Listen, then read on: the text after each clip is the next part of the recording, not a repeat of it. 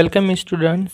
इस वीडियो में मैं आपको बताने वाला हूँ कि माध्यमिक या हाई मदरसा एग्ज़ाम में मैथ का जो पेपर है वो किस तरह से लिखना चाहिए। ओके, तो ये वीडियो बहुत ही इम्पोर्टेंट होगा सभी स्टूडेंट्स के लिए, इसलिए वीडियो को आखिर तक आप ज़रूर देखिएगा। ओके, तो चलिए स्टार्ट करते हैं। तो स्टूडेंट, माध्यमिक या हाई मदरसा एग्ज़ाम के फाइनल एग्ज़ाम में आपको जो पेपर दिया जाता है लिखने के लिए वो कुछ इसी टाइप का होता है। ठीक है, बिल्कुल ये तो सेम नहीं होता, इसी टाइप का होता है। और जिसमें जो है यहाँ पे कुछ इंस्ट्रक्शंस लिखे होते हैं। यहाँ पे आपको अपना सब्जेक्ट, नाम, रोल नंबर और रजिस्ट्रेशन नंबर वगैरह लिखना होता है। ओके, तो जो सबसे पहला काम ये है आपका कि सबसे पहले दो मैं यूज़फुल टिप्स बताऊँगा जो आपको हर एग्ज़ाम के लिए ही करना है। ठीक है, जनरली पहला ये है नंबर 1 कि आपको इसमें जो है टोटल 8 पेजेस होते हैं, 8 पेज होते हैं। आपको सबसे पहले उन पेजेस को चेक कर लेना है कुछ भी लिखने से पहले। ठीक है, क्योंकि अंदर में ऐसा भी होता है कि कभी कभी कोई पेज जो है वो फटा हुआ होता है, टियर होता है। ठीक है, तो फिर अगर आप नहीं देखेंगे और नाम वगैरह लिख लेंगे, बीच में से पता चला कोई पेज वहाँ पे फटा हुआ है, टियर है, तो फिर बाद में आपके लिए परेशानी हो सकती है। इसलिए सबसे पहले जो है इसमें आप पेज वगैरह अंदर में चेक कर लेंगे कि वो पेज सब सही है या नहीं है। ठीक है, कहीं में पेज क्या होता है कि उस तरह से 2 पेज एक साथ जो है वो चिपका हुआ होता है, वो भी चेक कर लेंगे। तो सबसे पहला काम है कि पेजेस को अच्छी तरह चेक कर लेना कुछ भी लिखने से पहले। ठीक है, और जो दूसरा है वो भी जनरली है कि इसमें आपको जो है मार्जिन आपको सही से खींच लेना है। ठीक है, तो मार्जिन खींचने में आप किस तरह से खींचेंगे, यहाँ पे आप देख लें कि यहाँ पे जो है धागा या थ्रेड बांधने के लिए एक गोल होता है। ठीक है, इस तरह से छेद होता है। तो फिर इस तरह से इसको सबसे पहले यहाँ से मोड़ लेना चाहिए, जहाँ तक ये दिया हुआ है इस तरह से मोड़ लेना चाहिए। ठीक है, मोड़ लेने के बाद अब आप अगर अंदर में खोलेंगे तो फिर अब आपका जो है मार्जिन जो आपको खींचना है वो मार्जिन आपको ये जो अपने मोड़ने के बाद यहाँ से खींचना है। ठीक है, जहाँ पे आप क्वेश्चन नंबर लिख सकें। ठीक है, क्योंकि अगर आप इस तरह इसको देखें, आप खोल के देखें, यहाँ मेरा इतना सारा जगह छूटा हुआ है। क्यों? क्योंकि अगर आप यहाँ पे कोई मार्जिन खींच लेंगे और यहाँ पे क्वेश्चन नंबर वगैरह लिखते हैं तो फिर क्या होगा, जब आप इसमें धागा बांधेंगे, थ्रेड बांधेंगे, तो फिर क्या होगा, आपका जो है क्वेश्चन नंबर वगैरह वो छिप जाएगा। ठीक है, इस तरह से। तो फिर आपको क्या करना है, पहले ही वो काम कर लेना है कि जहाँ तक ये होल है वहाँ तक आपको मोड़ लेना है। उसके बाद इस तरह करने के बाद फिर मार्जिन वगैरह खींचना है। ठीक है, और इस तरह भी हो सकता है कि आप अगर नहीं खींचेंगे मार्जिन तो फिर आप जस्ट पेपर को फोल्ड कर लें। किस तरह से? इस टाइप से। ये जो यहाँ पे होल है यहाँ तक एक बार मोड़ ले, ये तो आपको छिपा ही रहेगा, और उसके बाद फिर अगेन और एक बार मोड़ ले। ठीक है, और ऊपर से भी आपको मोड़ लेना है क्योंकि यहाँ तक तो हम लिखते नहीं हैं, इसलिए यहाँ तक मोड़ लेंगे। और नीचे अगर मार्जिन छोड़ना चाहते तो नीचे भी मोड़ लेंगे, और राइट साइड में भी इतना मोड़ लेंगे क्वेश्चन मार्क लिखने के लिए।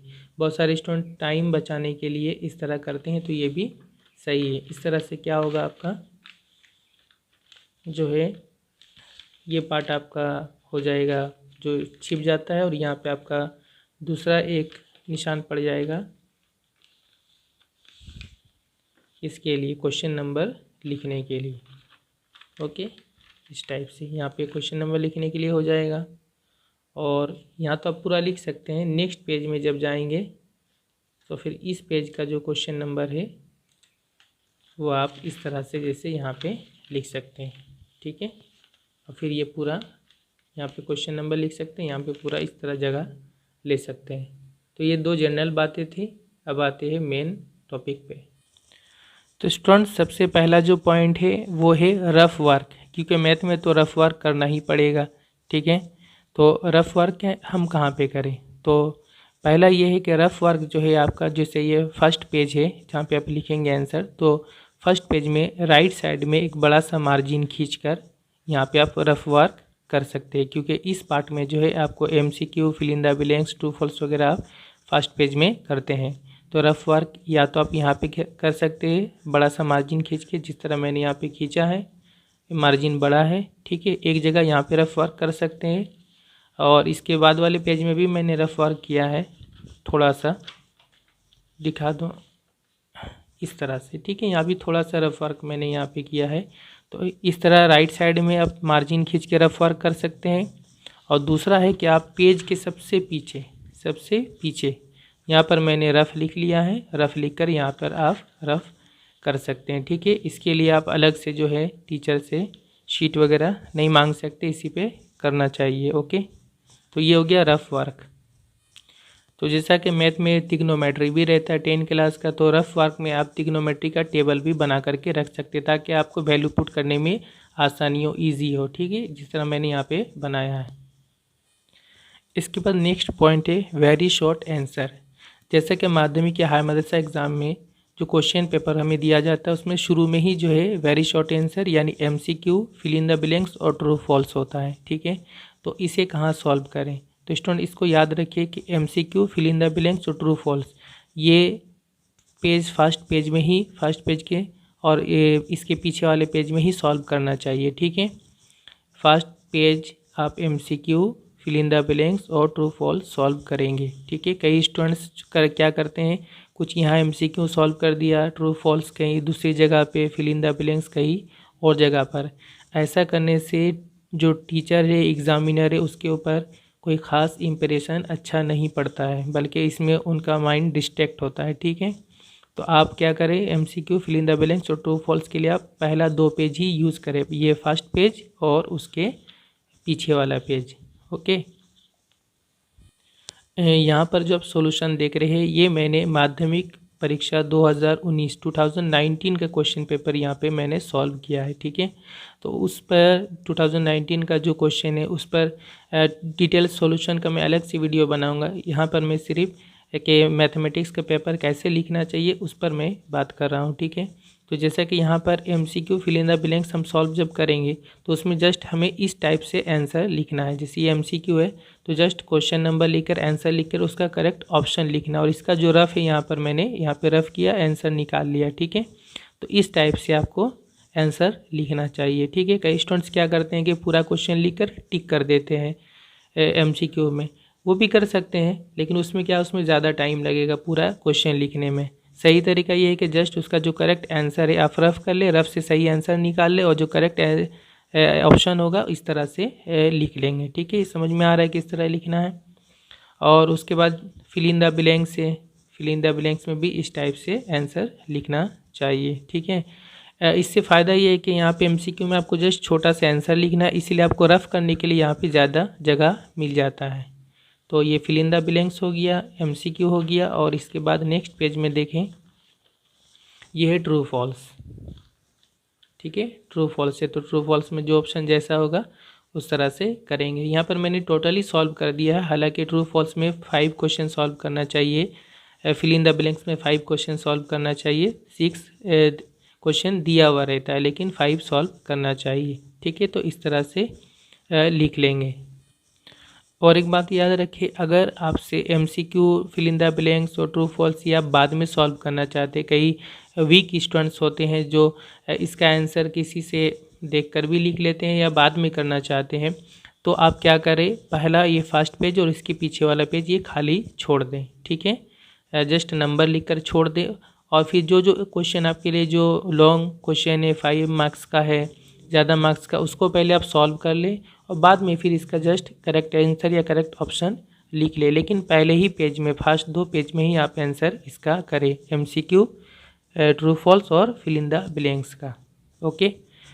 और दूसरी इम्पोर्टेंट बात इसमें कि फर्स्ट पेज जो होता है ना, फर्स्ट पेज ये बहुत ही इम्पोर्टेंट होता है, तो कोशिश करें फर्स्ट पेज में जो कोई भी मिस्टेक ना करें, फर्स्ट पेज में कोई भी मिस्टेक ना करें, क्योंकि first impression is the last impression. पहला पेज अगर आपका साफ़ सुथरा अच्छा है तो ये टीचर के ऊपर अच्छा इम्प्रेशन पड़ता है, ठीक है।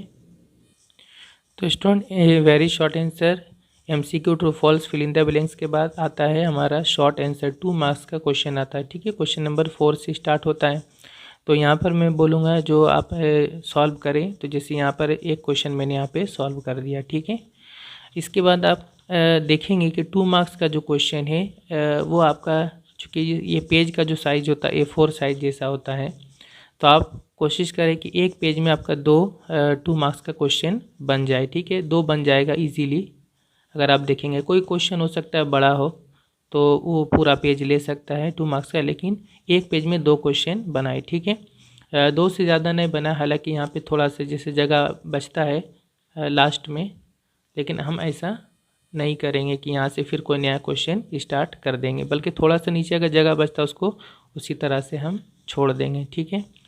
और यहाँ पे एक बात जैसे मैं बता रहा हूँ कि फॉर्मूला वगैरह जो है इसको ज़रूर लिखा करें, 2 मार्क्स का क्वेश्चन हो या लॉन्ग क्वेश्चन है। जैसे यहाँ पर मैंने प्रिंसिपल निकाला तो यहाँ पर मैंने एक बार फॉर्मूला लिख लिया, उसके बाद वैल्यू पुट किया है। ऐसा करने से ये होता है कि फॉर्मूला लिखने पर भी स्टेप मार्किंग होता है, हाफ मार्क्स या 1 मार्क्स होता है, ठीक है। तो कई जगहों में फॉर्मूला इस तरह लिखना चाहिए, ओके। तो इसके बाद एक और पॉइंट है, जैसा कि यहाँ पर मैंने आंसर निकाला, पी का वैल्यू आया 11। तो जहाँ जहाँ ऐसा पॉसिबल हो तो जो फाइनल आंसर होता है, फाइनल आंसर में अगर आप चाहे तो बॉक्स करके उसको रख सकते हैं। इससे आंसर जो अच्छा दिखता है और सही दिखता है, ठीक है। जहाँ जहाँ पॉसिबल हो वहाँ पे आप करें। जैसे यहाँ भी मैंने 2 क्वेश्चन सॉल्व किया इस पेज में, क्वेश्चन नंबर यहाँ 4 और यहाँ पे 5, ठीक है। क्वेश्चन नंबर 4 और 5 यहाँ भी आंसर मैंने यहाँ पे बॉक्स कर दिया है, ठीक है। और जैसे ज्योमेट्री का क्वेश्चन है, जब तो 2 मार्क्स का क्वेश्चन है, ज्योमेट्री का है, तो अगर पॉसिबल हो तो फिर आप नक्शा बना दें, उसका चित्र बना दें। नक्शा बना के सॉल्व करने से वो बेटर अच्छा से समझ में भी आता है और जल्दी सॉल्व भी हो जाता है, ठीक है। आगे भी मैंने इस तरह बनाया है। तो ज्योमेट्री के क्वेश्चन में जहाँ जहाँ नक्शा चित्र पॉसिबल वहाँ पे बनाना चाहिए। यहाँ पर भी मैंने बनाया है, नीचे भी इस तरह से है, ठीक है। कहीं कहीं पे मेरा भी आंसर जो है वो जो मैथ है वो बहुत नीचे तक आ गया है पेज के। हालांकि इतना मार्जिन नीचे से भी छोड़ना चाहिए, क्योंकि क्या होता है कि आपका अकेला तो क्वेश्चन नहीं, सॉरी आंसर शीट नहीं है, हज़ारों हज़ार स्टूडेंट्स का आंसर शीट होता है। तो फिर क्या होता है, उसको बांध दिया जाता है, तो ये फट जाने का ये डर है, ख़तरा है, ठीक है। इसलिए बहुत नीचे तक भी नहीं लिखना चाहिए, थोड़ा सा ऊपर तक ही आंसर ख़त्म करना चाहिए। लेकिन कभी कभी ऐसा हुआ जैसे कि यहाँ पे बस यहाँ तक आंसर हो जाता है, दूसरा पेज में करेंगे तो फिर एक और देखना पड़ेगा, इसलिए यहाँ तक कंप्लीट कर दिया। तो शॉर्ट आंसर यानी 2 मार्क्स के क्वेश्चन के बाद हमारा रहता है लॉन्ग क्वेश्चन, ठीक है। क्वेश्चन नंबर 5 से स्टार्ट होता है, एरिथमेटिक का क्वेश्चन होता है। तो लॉन्ग क्वेश्चन जो है, लॉन्ग क्वेश्चन में आप क्या करें, 5 मार्क्स का क्वेश्चन जो है अगर आपका हो सकता है तो एक ही पेज में पूरा बनाने का वो कोशिश करें, अगर वो बनता है, ठीक है। जैसे यहाँ पर ये बन गया है, एक ही पेज में ये बन गया है, ठीक है। लेकिन अगर लॉन्ग क्वेश्चन ज़्यादा वो आगे जा रहा है और 2 पेज लगता है, फॉर एग्ज़ाम्पल ये क्वेश्चन देखे 5 का 2 वाला जो है, यहाँ पर ये यहाँ कंप्लीट नहीं हुआ है, कंप्लीट नहीं हुआ, लास्ट तक कंप्लीट नहीं हुआ। तो फिर जब इस तरह हुआ कि इसका सेकेंड पार्ट भी आगे है पेज में, तो नीचे में PTO लिखना चाहिए, प्लीज़ टर्न ओवर, ठीक है। जब भी एक पेज में आंसर कंप्लीट नहीं हो रहा है तो अगला पेज में लिखेंगे तो नीचे PTO लिख लेना चाहिए, और जिसका आंसर एक ही पेज में कंप्लीट हुआ वहाँ पे नहीं लिखना है। तो इसका आंसर यहाँ पे कंप्लीट हुआ था, यहाँ पे कंप्लीट हुआ है, ओके। नेक्स्ट स्टूडेंट हमारा अलजेब्रा वगैरह का क्वेश्चन होता है, ठीक है। क्वेश्चन नंबर 6, 7, 8 ये सब अलजेब्रा का क्वेश्चन होता है, उसी तरह सॉल्व करना है 3 मार्क्स का। और 3 मार्क्स का जो क्वेश्चन है ये आप देखेंगे कि ज़्यादातर क्वेश्चन एक ही पेज में सॉल्व हो जाएगा, ठीक है। ज़्यादा पेज अगर लगता है, दूसरा पेज लगता है, तो PTO लिख कर अगला पेज में उसको कंप्लीट करना है। अब बात करते हैं थ्योरम। थ्योरम को किस तरह से लिखना चाहिए, क्वेश्चन नंबर 9 में थ्योरम होता है, प्रमेय होता है, ठीक है। तो थ्योरम देखिए इस तरह से करेंगे। थ्योरम में जो आपको नक्शा चित्र बनाना है, इस तरह एक साफ़ सुथरा अच्छा से नक्शा चित्र ऊपर में बनाना है। और मैंने अपने चैनल में किस तरह थ्योरम को लिखा जाता है ये भी दिखा दिया है, ठीक है। गिवन लिखना है, टू प्रूफ क्या प्रूफ करना है वो लिखना है, और प्रूफ लिखना है, ठीक है। तो इस तरह आप देखेंगे तो इस तरह से ये थ्योरम लिखने का तरीका है, जो बुक में भी है और मैंने बताया भी है, ठीक है। थ्योरम में भी आप याद रखें कि यहाँ भी स्टेप मार्किंग होता है, इसलिए अगर आप सिर्फ नक्शा बना देते हैं, चित्र बना देते हैं, गिवन क्या दिया हुआ इतना लिख देते हैं, टू प्रूफ क्या इतना लिखते हैं तो 5 मार्क्स में से आपको 2 या 3 मार्क्स तक मिल सकता है। 2 मार्क्स तक आपको ज़रूर मिल जाएगा, ठीक है। प्रूफ वगैरह ये बड़ा होता है, इसमें 3 मार्क्स होता है। तो ये हो गया theorem. Next student question number 10 में इसमें भी एक्स्ट्रा थ्योरम या राइडर होता है, उसी तरह से करेंगे। क्वेश्चन नंबर 11 में जो ये कंस्ट्रक्शन होता है, ठीक है, अंकन, तो कंस्ट्रक्शन किस तरह से करना है इसके बारे में सुन ले। कंस्ट्रक्शन आप बनाएं तो आप कोशिश करें कि आपका पूरा एक पेज में एक कंस्ट्रक्शन बने। जैसे 11 का 1 मैंने बनाया, ये सरकम सर्कल था, ठीक है, परिबीड़। तो जो इसमें बनाना था, एक हमें ट्रायंगल बनाना था जिसका तीनों साइड एक 7 सेंटीमीटर था, एक 5 सेंटीमीटर और एक 6 सेंटीमीटर। तो इसमें जो तीनों नाप है, बाहु का जो नाप है, इस तरह 3 बना लेते हैं इस टाइप से, ठीक है। और थ्योरम आपको ये कंस्ट्रक्शन जो है ये आपको पेंसिल से ही बनाना है। और यहाँ पे एक याद रखना है कि जो पेंसिल आप यूज़ करेंगे वो आपका जो है शार्प पेंसिल हो, यानी वो बहुत बारीक हो, ठीक है। शार्प पेंसिल जैसे HB डार्क पेंसिल जो है वो आप यूज़ कर सकते हैं, लेकिन वो अच्छी तरह से शार्प हो, ठीक है।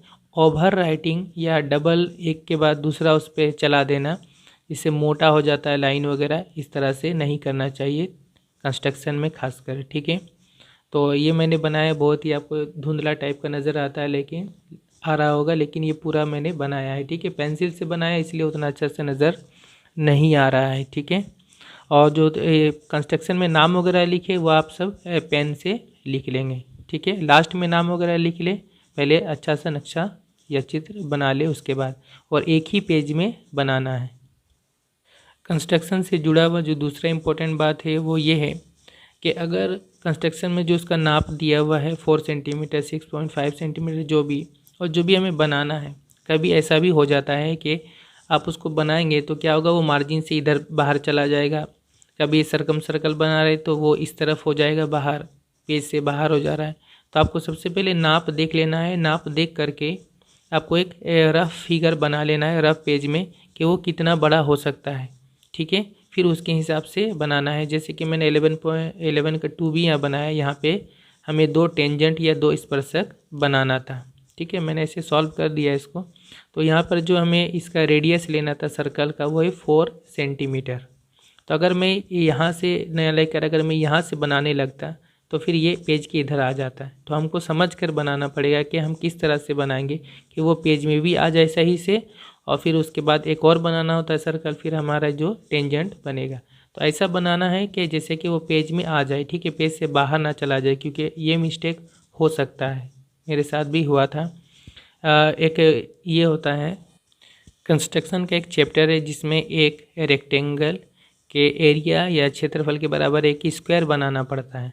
तो उसमें आमतौर पे क्या होता है, बहुत बड़ा बन जाता है। तो अगर ऐसा प्रॉब्लम होता है तो फिर क्या करें, आप इस तरह से नहीं बना के आप पेज को घुमा कर भी बना सकते हैं कंस्ट्रक्शन, यानी इस तरह से, ठीक है। लैंड स्केप इस तरह से करके आप बना ले कंस्ट्रक्शन को, ओके। तो ये इम्पोर्टेंट बात था। और कंस्ट्रक्शन में क्या लिखना पड़ता है, जो सिर्फ मेन बात है वो लिखता हूँ। जैसे यहाँ पे रेडियस था 4 सेंटीमीटर अर्धव्यास, और OA जो था ये 6.5 सेंटीमीटर था, और ये दोनों टेंजेंट है तो जस्ट उसका मैंने यहाँ पे नाम लिख दिया। यानी कंस्ट्रक्शन में पूरा तरीका नहीं लिखना पड़ता है, मेथड, जस्ट जो नक्शा है और उसका पॉइंट लिखना पड़ता है, जो उसका नाप है वो सब लिखना पड़ता है, और जो इम्पोर्टेंट चीज़ है सिर्फ वो लिखना पड़ता है। कंस्ट्रक्शन के बाद रहता है क्वेश्चन नंबर 12 में ये ट्रिग्नोमेट्री का क्वेश्चन रहता है, ठीक है। तो 2022 में जो एग्ज़ाम देंगे उनका तो रिड्यूस सिलेबस है, ठीक है, चैप्टर 18 तक ही आएगा, उनका ट्रिग्नोमेट्री वगैरह नहीं है। आगे के जो बैच है उनके लिए भी मैं वीडियो बना रहा हूँ, तो उनके लिए थोड़ा सा बता दूँ कि जो ट्रिग्नोमेट्री का जो पार्ट है इसमें जब हम सॉल्व करेंगे तो अगर क्वेश्चन में अगर नक्शा बना सकते हैं, नक्शा बनाकर या चित्र बनाकर दिखाना पॉसिबल या बनाना ज़रूरी है, तो वहाँ पर आपको नक्शा चित्र बना लेना चाहिए। जैसे यहाँ पे 12 का जो क्वेश्चन नंबर 1 है, यहाँ पर नक्शा ज़रूरी था, यहाँ पर मैंने बनाया है, ठीक है। नक्शा बनाकर इस तरह से उसका वैल्यू वगैरह करके फिर मैंने इसको प्रूव किया है। तो जहाँ पे नक्शा का डिमांड है कि वहाँ देना ज़रूरी है, ठीक है, चित्र का, वहाँ पर वो बनाना है। इसी तरह ट्रिग्नोमेट्री का एक पार्ट होता है हाइट एंड डिस्टेंस वाला, ठीक है, चैप्टर नंबर 25 में। यहाँ पे तो आपको नक्शा चित्र बनाना ज़रूरी होता है, ठीक है, और बहुत सारा डिटेल्स भी लिखना पड़ता है। नेक्स्ट हमारा रहता है क्वेश्चन नंबर 14 में, ये रहता है मेंसुरेशन यानी क्यूबॉइड, ठीक है। उसके बाद सिलेंडर, बेलन, स्फेयर, गोलक, उसके बाद कोन यानी शंकु, ये सब का क्वेश्चन रहता है, ठीक है।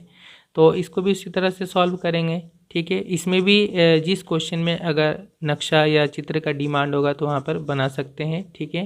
नहीं भी बनाएंगे तो कोई बात नहीं है। जैसे कि मैंने 14 का जो क्वेश्चन नंबर 3 है ये सॉल्व किया यहाँ पे, तो ये देना ज़रूरी नहीं था, दे सकते नहीं भी दे सकते, दोनों तरह की बात है, ठीक है।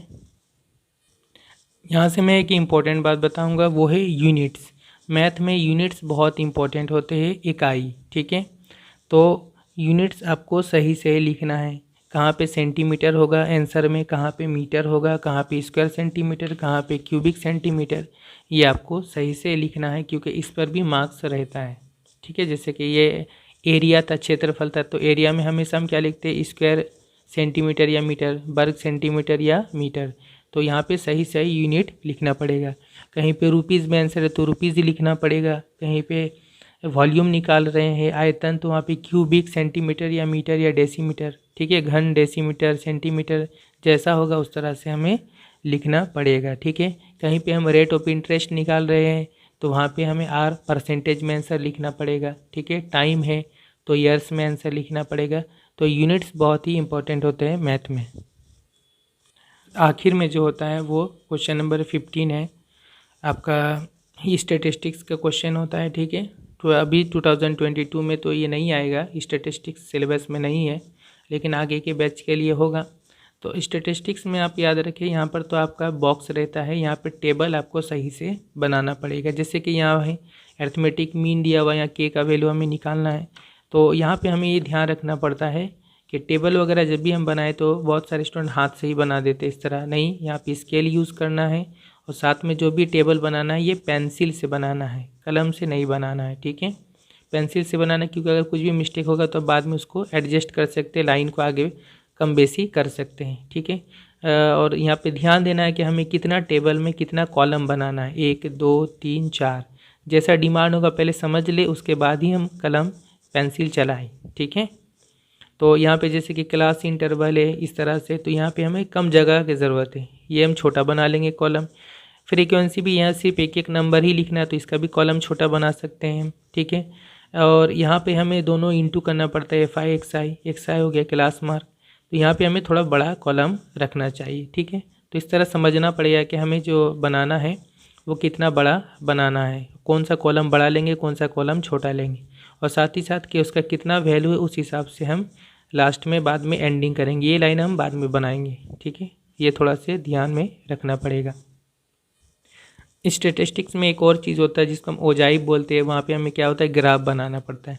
तो अगर उसके लिए एग्ज़ाम में अगर ये क्वेश्चन आता है और हमें ग्राफ का पेपर दिया जाता है, तो ग्राफ का जो पेपर दिया जाएगा तो उसमें क्वेश्चन नंबर ज़रूर लिखें, अपना नाम रोल नंबर तो लिखने का रहता है, क्वेश्चन नंबर ज़रूर लिखें, और वहाँ पर जो है उस ग्राफ पेपर को जो है लास्ट में नहीं लगाना है, ठीक है, बल्कि जहाँ पे हम क्वेश्चन सॉल्व कर रहे हैं ठीक इसके यहीं पर बीच में देकर उसको बांधना पड़ेगा, यहीं पे बीच में। लास्ट में देने से क्या वो फट सकता है, बाहर निकल सकता है। बीच में दे देंगे, पेजेस के बीच में जहाँ पे क्वेश्चन बनाए सॉल्व किए वहाँ पे दे देंगे तो वो फटेगा नहीं और पेज से अलग भी नहीं होगा। तो ये तो था स्टूडेंट जो क्वेश्चन नंबर सीरियली किस तरह से हम बना रहे हैं, ठीक है। कुछ और भी इम्पोर्टेंट बातें हैं, जैसे सबसे यहाँ पे है वो है लूज शीट। लूज शीट अगर आप लेते हैं, और जाहिर सी बात है कि मैथ में लूज शीट आमतौर पर स्टूडेंट्स लेते ही हैं, तो लूज शीट अगर आप लेते हैं तो लूज शीट में आप पेज नंबर ज़रूर लिख ले, या तो यहाँ पे ऊपर में लिख ले, वहाँ पे लूज शीट जो होगा 2-2 पेज का होगा, तो वहाँ पे नाम रोल नंबर वगैरह लिखने के बाद जो है आप ऊपर में कहीं पे लिख ली कि ये पहला लूज शीट है, ठीक है। लूज शीट नंबर 1 भी लिख सकते हैं, या तो वहाँ पे ऊपर में पेज नंबर लिख ले, यहाँ पे नीचे में पेज नंबर लिख ले। ऐसा इसलिए क्योंकि आपको वहाँ पे आमतौर पे स्टूडेंट क्या है कि मैथ के एग्ज़ाम में टेंस ज़्यादा रहते हैं, टेंशन ज़्यादा होता है, ठीक है।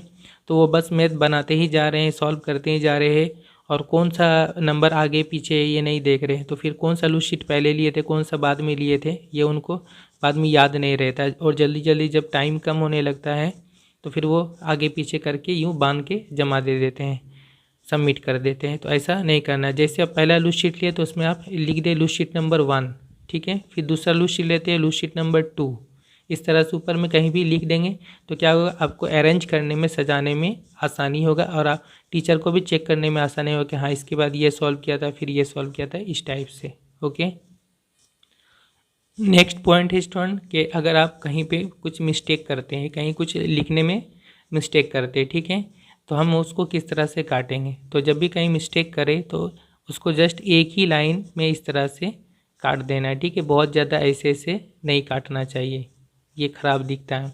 एक लाइन में जस्ट उसको काटना चाहिए, ठीक है। यहाँ मैंने रफ में इसको करके दिखा दिया।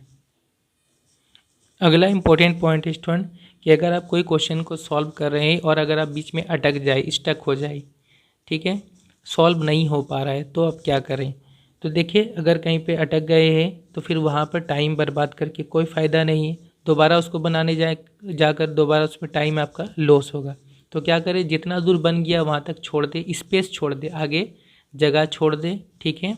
और उसके बाद अगला जो क्वेश्चन है उस पर आप चले जाए। बाद में आखिर में जब आपको टाइम मिलता है तो फिर आप उस क्वेश्चन को सॉल्व करेंगे। ओके, ये था।